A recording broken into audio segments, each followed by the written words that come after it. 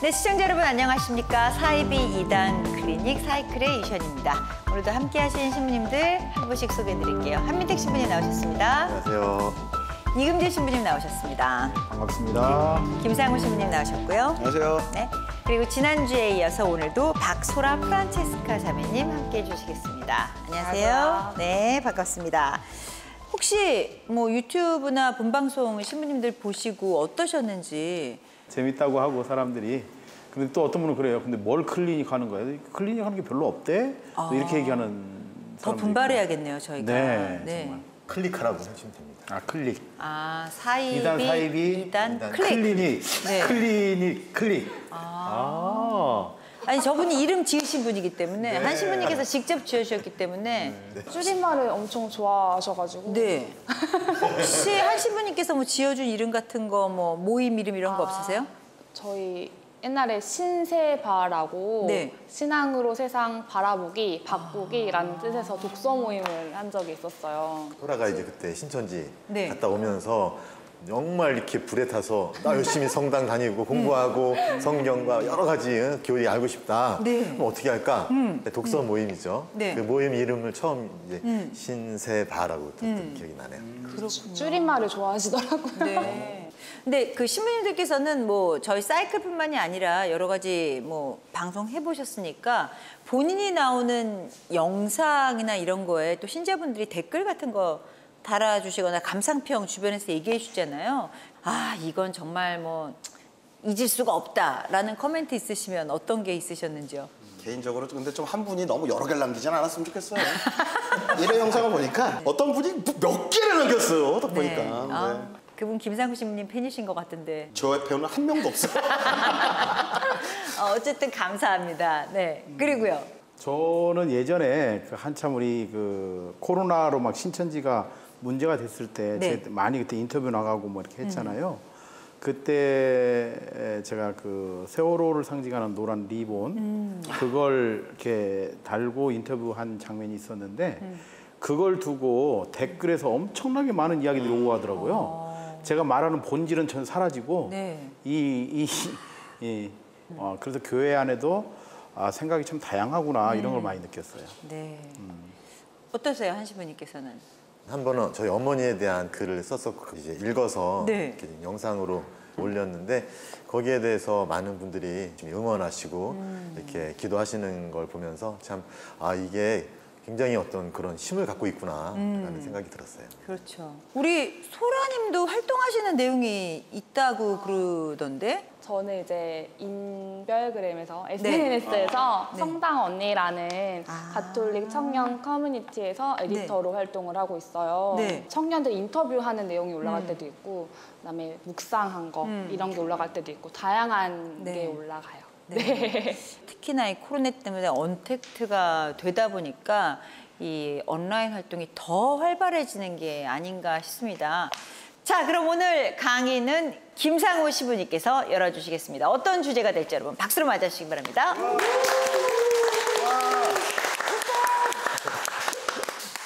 여기서 서서 할까요? 네. 성당 오빠. 성당 오빠는. 신학교반 신호. 신학교 형. 네, 안녕하십니까. 네, 이번 6회죠? 6회 이제 강의를 특강을 맡게 된 김상우 신부입니다. 제가 전공한 게 성서 신학이기 때문에 성서에 관한 것을 이야기를 하려고 합니다. 여러분 구약 성경 많이 어려우시죠? 그래서 뭐 좀 얘기해 보려고 지금 준비를 했습니다. 어려우니까 좀 많이 공부를 해야죠. 자, 제가 제목을 붙인 것은 구약 성경 속의 사이비 이단입니다. 엄밀히 말하면 사이비 이단에 대한 표현이에요. 구약 성경이 무슨 언어로 써 있다고 말씀드렸죠? 제가? 히브리어. 땡! 히브리어예요, 히브리어. 히브리어에 써졌는데 구약 성경을 보니까 정확하게 사이비 내지는 이단이라는 히브리어 단어가 발견되지는 않아요. 그래서 조금 이렇게 한 발 양보를 해서 그러면 이 사이비 이단에 준하는 의미적으로 준하는 표현들은 무엇이 있을까 뒤져다 보니까 1번, 2번, 3번, 4번 정도가 있습니다. 그래서 이 표현들을 한번 살펴보고 해당되는 성경 구절을 한번 읽어보고 이 구약 성경에 나와 있는 이 표현들이 과연 오늘날을 살아가는 우리에게 어떤 의미가 있는지 한번 같이 생각해보는 시간을 갖고자 합니다. 자, 먼저 1번 한번 읽어보실까요? 다른 신들. 네, 다른 신들 이렇게 쓰니까 그냥 뭐 이거 뭐야? 뭐 이런 생각 드시죠? 이 구절은 구약성경 탈출기 20장 3절에 나와 있는 내용입니다. 이게 십계명에 해당되는 내용이기도 하죠. 그 하느님께서 이제 모세를 통해서 이스라엘 백성들에게 하는 말씀이십니다. 너에게 나 말고 다른 신이 있어서는 안 된다. 거기서 다른 신, 히브리어로 하면 뭐 엘로임, 아헤림 뭐 이렇게 쓸 수 있습니다. 그밖에 뭐 탈출기, 신명기, 블라블라블라 굉장히 많은 구절에 이 다른 신들을 섬기지 말라는 표현이 나옵니다. 그래서 이 다른 신들을 섬기지 말라는 것이 그 이스라엘 백성이 이집트에서 나와서 여러 다른 민족들의 잡신들, 예를 들면 가나안에 있던 신들, 뭐 블라블라블라 많은 신들과 야훼 하느님과 사이에서 갈등을 많이 빚었습니다. 아직 확신이 없었어요. 그러니까 우리를 구원하신 이스라엘 하느님께 대한 어떤 온전한 확신이 없었던 상태여서 다른 신들을 이렇게 기웃기웃했던 그런 것 현실이 반영되는 겁니다. 그래서 그에 대해서 이제 탈출기에서는 하느님께서 말씀하신 거죠. 너에게 나 말고 다른 신이 있어서는 안 된다. 그러면 그 다른 신의 반대말이 여쏴가 되는 건가요? 그렇죠. 네. 아도나이, 네. 하느님이신 거죠. 네, 아도나이. 그래서 뭐 그럼 다른 신이 누굴까 보면 구약 성경의 책들 안에서 굉장히 많은 신들이 등장해요. 뭐 바알, 아세라, 뭐 굉장히 많은 그 잡신들이 있습니다. 그래서 요 다른 신들이라는 표현을 통해서 우리가 한 분이신 하느님께 대한 믿음과 순종, 충실함을 강조하는 것이 이 구약 성경 속에 나와 있는 사이비 이단에 빠지지 않는 첫 번째 지름길이다라고 볼 수 있겠습니다. 자, 두 번째 한번 읽어보시죠. 조각한 상. 네, 이건 제가 히브리어로 된 표현을 굉장히 그냥 직역을 해놓은 겁니다. 히브리어 단어는 페쉘이라고 하는데 좀 의역하면 우상이죠. 우리가 우상 숭배 많이 들어봤죠.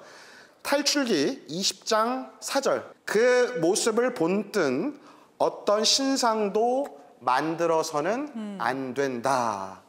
자, 요 이야기는 어떤 맥락에 위치하냐면 이제 모세가 십계명을 받으러 산에 올라갔는데 이스라엘 백성들이 기다리지가 못하는 거예요. 그러니까 참을성이 없는 거죠.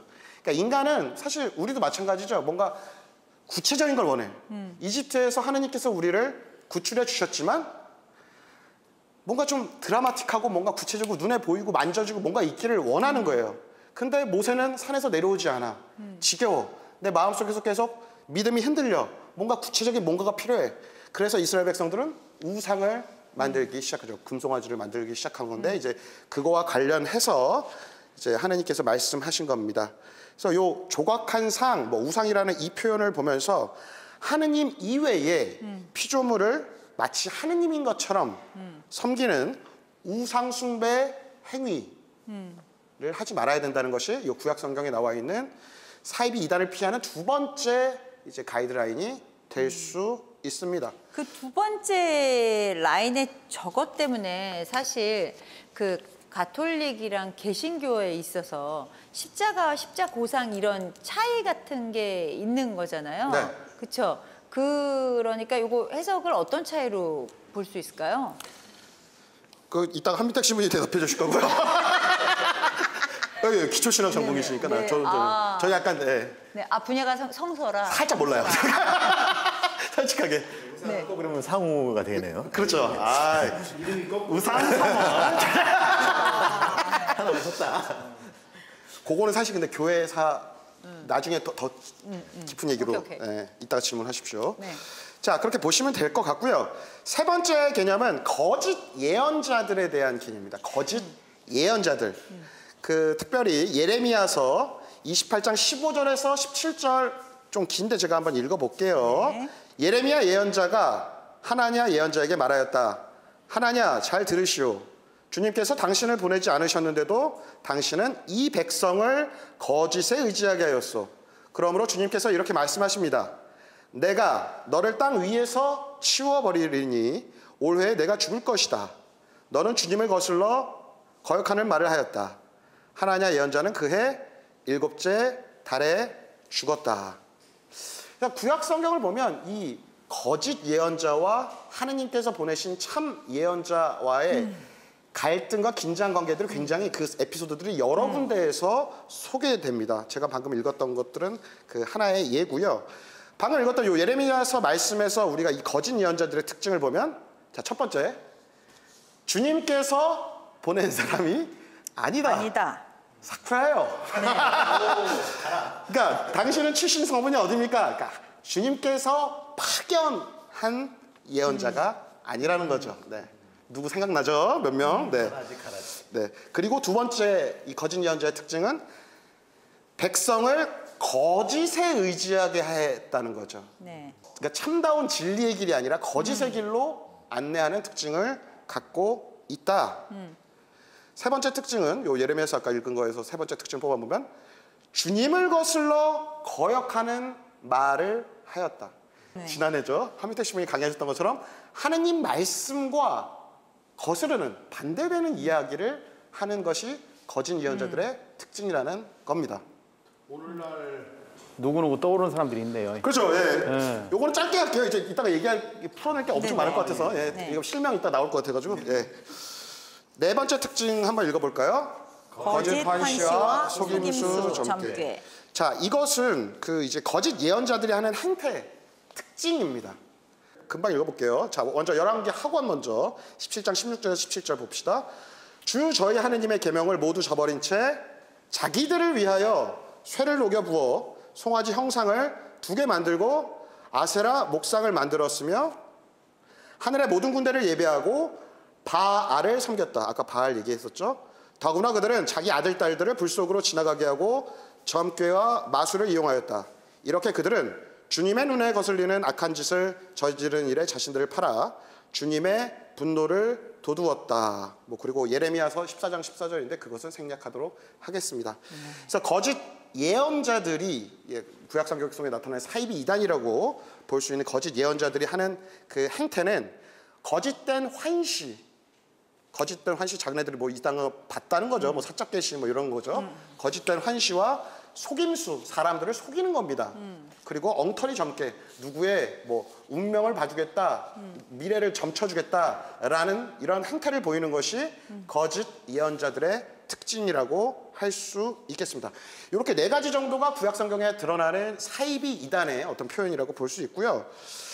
이 정도로 하겠습니다. 더 뒷부분 사실 절반 부분이 있는데 네. 왜냐하면 특정 유사 종교에 적용해서 지금 하려고 했거든요. 근데 그걸 이제 편하게 저희가 풀면서 이야기를 하도록 하겠습니다. 수고하셨습니다. 네. 무상김.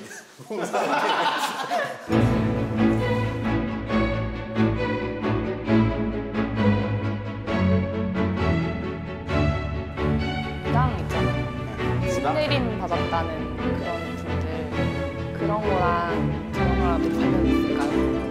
다른 신들. 이따가 질문. 두당 질문 막 하셔야 돼. 계속한 그거예요. 네, 항상 뭔가 있어 보이는 강의를 해주시는 우리 김상우 신부님의 구약성서 관련 강의였습니다. 근데 신부님들 이렇게 강의를 하시면 뭔가 이렇게 듣고 질문 같은 거 좀 하셔야 되는 거 아닙니까? 질문 없으십니까? 너무 지당하고 옳은 말씀만 하니까 들어오기 전에 입을 좀 맞췄어요? 근데 저는 정말 새삼 네. 느낀 게 우리 또 우리가 알고 있는 그 형님들의 또 선배님들이 다 구약에 계셨구나. 그렇죠. 네. 너무 감동받았습니다. 그렇죠. 선배님들 구약에 있었어요. 그렇죠? 어떻게 보셨어요? 신자로서 뭐 궁금한 점 있으면 콕콕 찍어서 다 질문하셔도 됩니다. 그 다른 신들 얘기할 때 보니까 네. 약간 무속신앙 있잖아요. 무당이라던가 신내림을 받았다고 하시는 분들 그런 것도 저런 우상이나 다른 신들과 관련이 있는 건가? 한비태 신부님이 저보다 훨씬 잘 아시겠지만 가톨릭 교리나 뭐 신앙 안에서 그 야훼 하느님께 대한 유일신 신앙을 우리가 뭐 구약 성경에서부터 고백을 하지만 사실은 다른 영적인 존재들 뭐 그게 이제 뭐 다른 신들이라고 잡신이라고 칭할 수도 있겠죠. 그게 있을 거라고도 이제 고백을 하는 거죠. 인정을 하는 거죠. 그들의 존재. 그런 실체. 사이비하고는 조금 약간 다른 개념이죠. 약간 번지수가 좀 다르죠. 예. 그러니까 그런 잡신이라고 하는 것을 인정하는 거죠, 사실은. 네. 귀신이 있다는 거 우리 인정하잖아요. 네네. 귀신. 그런 것이 뭔가 시인, 영이 시인 어떤 것은 있을 수 있지만 사이비는 자기가 예수님이고 또 메시아고 교주로 등장하는 것이기 때문에 조금 다른 의미로 이해할 수 있죠. 그리고 구약의 관점은 그런 것 같아요. 구약의 관점은 뭐냐면 다른 민족들이 섬기고 있는 어떤 신이라고 하는 어떤 존재에 대해서 그것까지도 사실은 하느님의 피조물이다.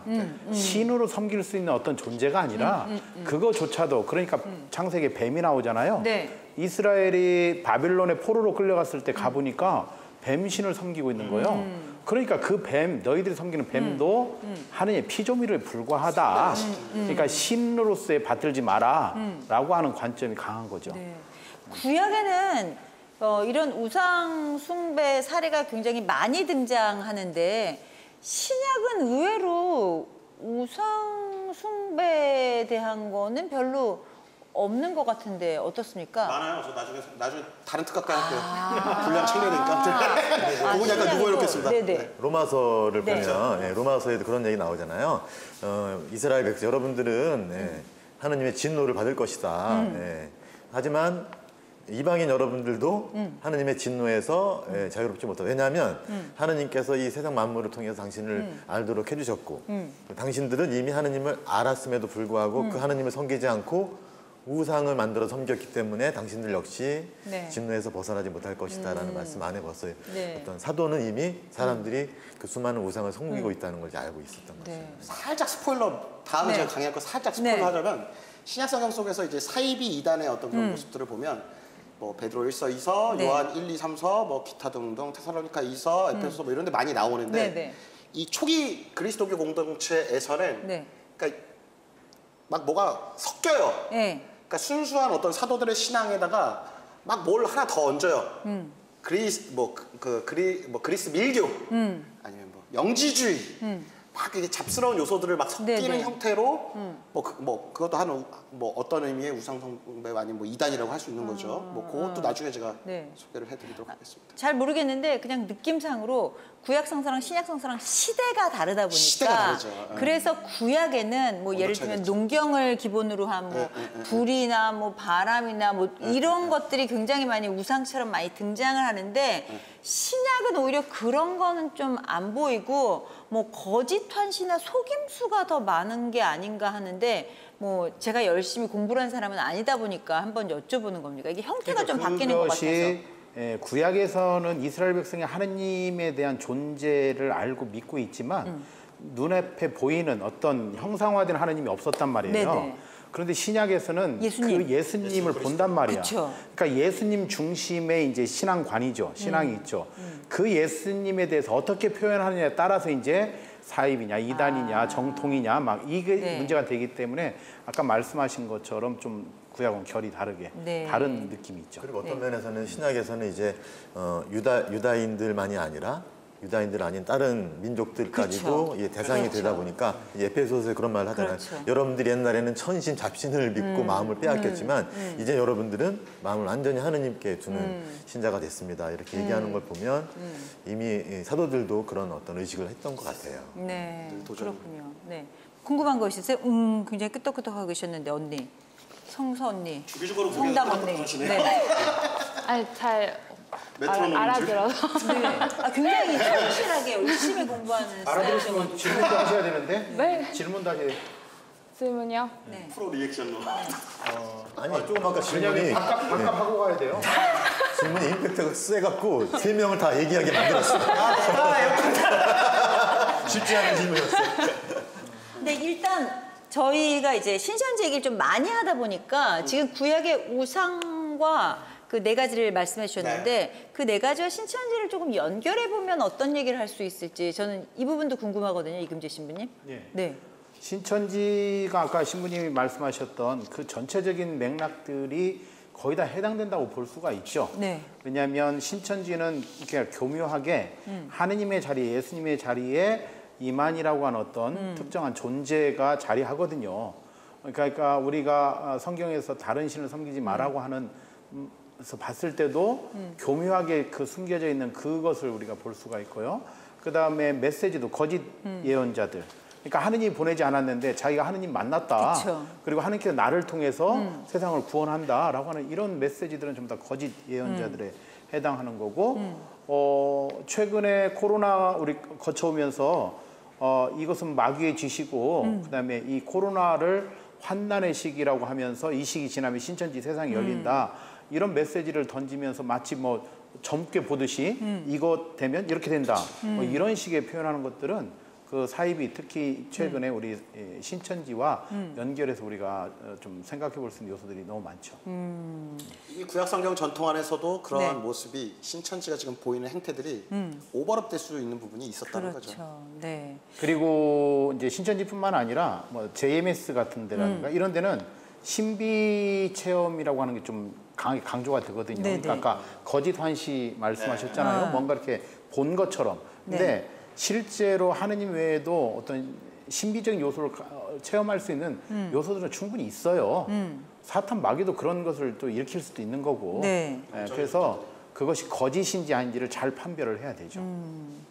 저는 오늘 강의 들으면서 이런 생각을 해봤어요. 이 사이비, 이단 이런 존재들이 구약에서부터 시작해서 지금 몇천 년 동안 계속해서 다른 형태로 계속 이어져 오고 있는 거잖아요. 절대 사라지지 않고. 이렇게 사라지지 않고 계속 이어져 내려온다는 건 그만큼 사입이나 이단이 가지고 있는 매력이라는 것도 있는 걸까? 아니면 그 사람이라는 존재 자체가 가지고 있는 뭔가에 기대고 싶은 그런 마음 때문일까? 이런 생각을 살짝 해봤는데 어떻습니까? 제가 볼 때는 이건 옛날에 있었던 이단 사이비만이 아니라 지금 우리 안에 특히 가톨릭 신자들의 신앙 안에 이미 자리하고 있는 어떤 유혹이라고 생각이 들어요. 이 우상의 특징이 뭐냐면 나의 욕망이나 나의 어떤 바람의 대상을 만들어 놓고 네. 그 대상을 정말 나의 하느님으로 삼는 거잖아요. 예, 동일시하는 거잖아요. 네. 그런데 그러면서 살아있는 하느님이 아닌 내 마음에 들고 내 마음이 만들어 놓은 하느님으로. 그런데 사실 우리 가톨릭 신자들도 그런 유혹에 빠질 수 있는 거죠. 내가 원하고 나의 어떤 병을 치유해주고 나의 어떤 행복을 주는 그런 하느님으로 자꾸만 찾다 보면 나도 모르는 사이에 살아있는 하나님이 아닌 나의 우상을 만들어버릴 수 있는 것이 그런 면에서 이번 강의는 우리 안에 그런 어떤 이단 사이비적인 요소가 우리 신앙 안에 있는 네. 점들을 식별해보라는 그런 말씀이 아닌가 생각이 들었어요. 그러죠. 그러니까 그 이단이나 사이비 요소는 지금의 시대에만 등장하는 게 아니라 인류 역사와 함께한다고 보면 되지. 또 이 시대 지나면 그러면 없어지냐 그러지 않고 절대 아닌 것 또 같아요. 다른 게 나타나는 거죠. 또 다른 게 나타나는 거죠. 그렇죠. 네. 그러니까 아무리 기술이 발전하고 이 세계가 발달한다고 해도 이 사람의 정신과 심리에 있는 그런 것들로 인해서 어쨌든 사입이나 이단은 생길 수 있고 지금 한 신부님께서 말씀하신 것처럼 스스로 안에서 우상을 만들어내서 할 수 있는 것도 있어야 되니까 진짜 항상 깨어 있어야겠네요. 네. 우리가 굉장히 그 위험한 시대에 살고 있는 것이 아니라 인간이라는 존재 자체가 굉장히 나약하고 하느님 앞에 겸손해야 되는 존재구나라는 생각이 드는 부분인 것 같습니다. 바로 그 부분을 그 신흥 종교들이 이렇게 캐치해서 네. 아주 쉬운, 아주 정말 동일시하기 쉬운 것들을 주면서 이제 이렇게 빠지게 하는 거죠. 눈앞에 그냥 이것만 잡으면 이렇게만 하면 이 말만 네가 잘 들으면 해결되고 구원된다라고 네. 하는 아주 눈앞에 그냥 꽃감을 착 뿌리는 것처럼 보여지죠. 네. 저희가 왜 몸이 약해지면 건강해지기 위해서 뭐 먹는 것도 잘 먹어야 되고 운동을 해야 되고 뭐 영양제도 해야 되고 막 이런 방법들을 쓰잖아요. 그러면 이 정신 건강을 위해서는 어떻게 해야 될까요? 저 문득 그런 생각이 들었어요. 자기 자신을 성찰하는 것, 뭐 양심 성찰이라고도 할 수 있고 자기 자신을 제3자 입장에서 바라보는 작업, 사실 그거 되게 필요하다고 봐요. 그게 참 쉽진 않잖아요. 쉽지 않죠. 네, 쉽지 않아요. 네. 지난주에 우리 프란시스카 선생님이 나오셔가지고 네. 그 어떤 곳에 갔다 와서 힘들었다고 그랬잖아요. 네. 그 다음에 이렇게 건강해지기까지 과정 안에서 아마 정신 건강을 어떻게 챙겼는가 한번 들어보면 네. 우리 신부님들이 지난주부터 본인이 대답하는 것보다 자꾸 우리 게스트를 네, 방송을 하시면서 이게 익숙해지신 것 같아요. 네? 아니요. 밥값 하라고 주는 거예요 지금. 네, 패스가 넘어왔네요. 정신 건강. 아니 의학적으로 생각하지 마시고. 어렵네요. 그러니까 제가 생각했을 때 제가 신천지에 그래도 이렇게 갔던 거는 아까 함태 시민님 말씀하신 것처럼 나만의 하느님 상이 있었어요. 저도. 그러니까 하느님은 이래야 되는 거 아니야? 왜 하느님이 계시면 왜 이런 일이 일어나지? 막 이런 게 엄청 강했어요. 그런 생각들 많이 하죠. 왜 저 죄인들을 그냥 두시는 그러니까. 거야. 근데 그게 정말 심해서 나는 이렇게 열심히 성당활동을 하고 이런데 왜 나는 자꾸 나쁜 일이 일어나지? 이런 게 굉장히 강했는데 이 신천지 사건을 겪고 이제 그 독서 모임도 하다 보니까 내가 너무 하느님의 틀에 가둬놓고 있었구나라는 걸 알게 됐더라고요. 하느님은 이 틀 안에 금송아지 안에 가둬놓는 그런 하느님이 아니라 정말 자유로우신 분이고 그런 분이라는 거를 점점 깨닫게 되면서 치유가 됐던 것 같아요. 그리고 생각보다 내가 의식하지 못한 사이에 하느님께 받은 사랑이 너무 이것저것 많구나라는 맞아요. 그런 감사의 마음. 그러니까 사이비나 이단에 빠지면 시간이 갈수록 정신이 더 피폐해져요. 더 황폐해지고 네. 그다음 쫓겨. 그 의식과 무의식이 모든 게 쫓겨요. 왜냐하면 네. 거기서 요구하는 어떤 것들을 계속 해내야 되는데 그게 잘 안 되거든요. 그리고 아까 얘기한 대로 정말 하느님의 어떤 틀에 규정되다 보니까 거기서는 그것을 벗어나면 안 된다는 강박관념? 그래서 뭔가를 하지 말아야 되는 게 너무 많아져. 그래서 신천지라든가 뭐 다른 데 있다 이렇게 나온 친구들이 제일 먼저 느끼는 게 뭐냐? 정신적인 해방감이에요. 정신적인 해방감. 이게 수련을 하는 방법 중에 혼자서 묵상을 하고 혼자 뭐 경전을 읽고 기도를 하고 이런 것들도 있기는 하나 사실 이것보다는 사람들과 접하면서 같이 대화하고 이런 것들이 그래서 그 방금 설명하신 것을 금융 용어로 하면 분산 투자죠. 네. 내가 네. 전문 용어가 등장을 했어요. 분산 투자. 리스크가 있는 거에다가 올인하면 위험해지잖아요. 네. 수익률 막 떨어질 수도 있고. 네. 그러니까 뭐 A 펀드에 조금 되게 현실적인데요. 그렇죠. 네. 어디 약간 적금 살짝 하고 네. 뭐 여기도 넣고. 네. 그러면 이것들이 나를 하나가 떨어져도 하나는 뭐 안정 평타를 칠 수 있다는 거죠. 네. 신앙생활도 마찬가지일 것 같아요. 네. 그러니까 자기 자신에게 끊임없이 질문을 던지는 것도 필요하지만 사실 내 주위에 분산 투자, 뭐 네. 예를 들면 신부님, 아니면 뭐 독서 어떤 모임, 또 뭐 이렇게 이런 것들이 결국에는 내가 신앙의 여정에서 잘못된 길로 빠지지 않도록 네. 나를 이렇게 지지해주는 하나의 보험, 여러 가지의 보험 중에 하나가 아닐까. 여기서 경고 사인 하나. 이 분산 투자가 군대에 갔을 때 절에 하루 갔다가 교회 하루 갔다가 뭐 성당 하루 갔다가 이런 식으로 투자를 하는 거는 이건 옳지 않은 거죠. 그건 아니죠. 그거. 네, 이건 적절한 분산 가지도 투자가 아닌 않아요. 거죠. 요즘엔 내후반에서 핸드폰 되니까 어디 옛날 군대 얘기하세요? 옛날 사람. 근데 희한한 거는 그런 분산 투자 안에서 저는 그 관계성을 보는데 네. 희한하게 그런 신흥 종교에 빠지면 다른 관계들을 다 이렇게 끊어버리고 망가뜨려 버리는 그 특징이 있는 것 같아요. 그런데 좋은 신앙은 오히려 훨씬 더 많은 관계를 맺게 함으로써 이런 것들을 내가 더 풍요롭게 이렇게 받아들이게 되는 것 같고요. 알겠습니다. 오늘 저희가 구약 성경 속의 이단을 표현하는 4가지에 관한 이야기를 들어보았는데요. 오늘 시부님들 그리고 우리 자매님 어떤 한 줄 결론을 내리셨는지 한번 들어보도록 하겠습니다. 한 신부님부터 들어볼까요? 굉장히 어려운 네. 주제인데 아까 제가 말씀드렸지만 우리 형님들이 이미 선배님들이 많이 계시다. 네. 구약에서 그렇게 간직하고 있었던 순수한 어떤 하느님을 찾는 그런 영적인 그런 마음을 우리가 좀 배워야 되지 않을까. 인간의 역사는 이단 사이비와 역사가 같이 간다. 그래서 늘 올바른 하느님, 올바른 신앙에 깨어 있어야 되겠다. 네. 우리의 신앙의 여정에서 옆으로 빠지지 않으려면 끊임없는 분산 투자가 중요하다. 짧게. 지금 PPL 생각밖에 없어요. 네. PPL이 이게 PPL이요? 분산 투자가?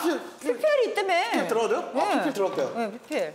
기다려봐. 그럼 그거 조금 있다. 조금 있다. 조금 있다. 조금 있다. 좀 있다. 좀 있다. 자, 그럼 이제는 시청자 여러분들의 궁금증을 해결하도록 하겠습니다. 참미수님, 이번 코로나 사태로 인해 큰 피해를 본 지역 중 한 곳에 살고 있습니다. 저희 회사의 직원 중 한 분이 신천지 예배에 참가해 저희 회사 직원 및 저희 층 모든 입주민들이 코로나 검사를 받았고 저 포함 밀접 접촉자는 자가격리를 하기도 했습니다.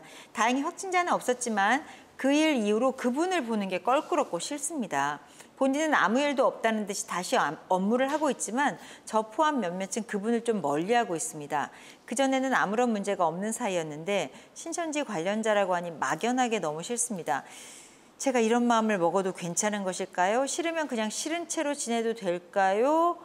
아유, 라고 고민을 적어 보내주셨습니다. 김상우 신부님 어떻게 해야 될까요? 네, 5회 때 나왔던 거랑 질문이 좀 맥을 같이 합니다. 네. 그러니까 우리가 뭐 사실은 사랑의 이중계명을 실천해야 되고 하나님 사랑 이웃 사랑 그리고 누구 용서해야 된다. 그 모르는 사람 있어요? 손 들어보세요. 다 아시죠? 알지만 사실은 그것을 어떻게 실천하고 그 과정이 중요한 겁니다. 오래 걸려요. 네. 깁니다. 네.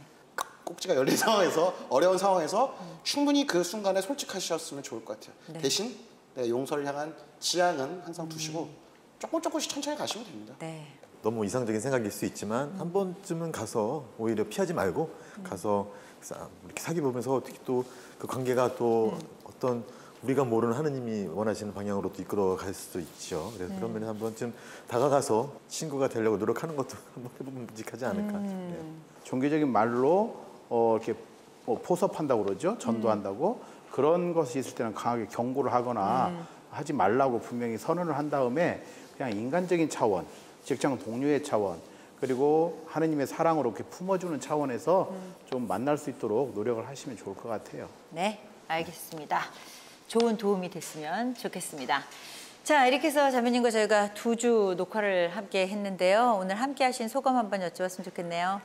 많이 더 배워야겠다라는 생각이 들었어요.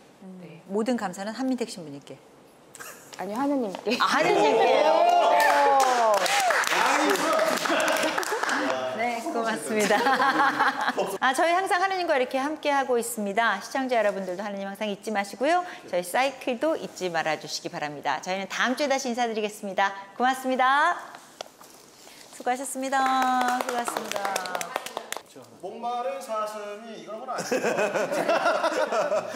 이게 제가 이제 여름방학 동안에 저기 신학교 있는 그 교직 학생들하고 같이 방문했던 사회복지 시설입니다. 네. 근데 여기 그 자오나 학교라고 정릉에 있는데 여기가 뭐 하는 데냐면은 이제 가톨릭에서 공인된 기관이고요. 네. 당연히 그 2가지 부류 친구들을 이렇게 맞이합니다. 학교 밖 청소녀, 그러니까 네. 여성들만 네. 학교 밖 청소녀들과 또 미혼모 청소녀들 네.